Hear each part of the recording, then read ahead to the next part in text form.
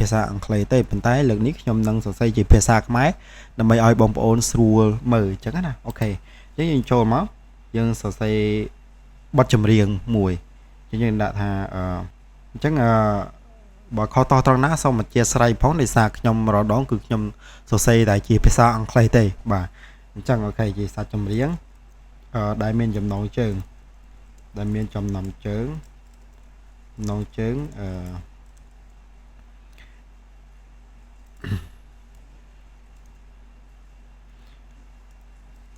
ស្រឡាញ់អូនម្នាក់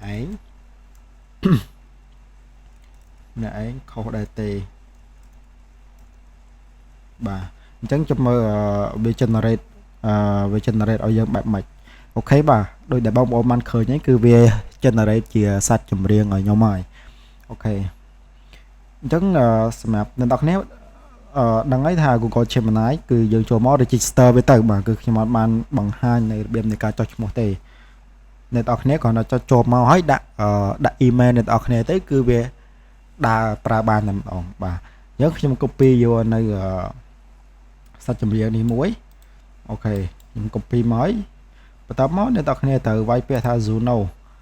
បាទ Zuno នេះគឺ Zuno ចម្រៀងបាទសម្រាប់បង្កើតនៅចម្រៀងគឺ zuno.com បាទអញ្ចឹងយើងផាសនៅសាច់ចម្រៀងដែលយើងយកហ្នឹងមកហើយយើងលុបអក្សរអង់គ្លេសនេះចេញដោយសារតែយើងដាក់ក្នុងហ្នឹងវាស្គាល់អូតូតែម្ដងយើងមិនចាំដាក់អាហ្នឹងទេអូខេហើយថ្ងៃនេះគឺខ្ញុំ copy យកចំណងជើង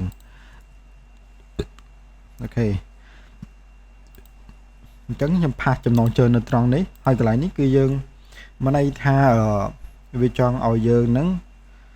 ដាក់ថាចង់ឲ្យវាធ្វើបទជាអីគេមិនន័យថាបទចម្រៀងបែប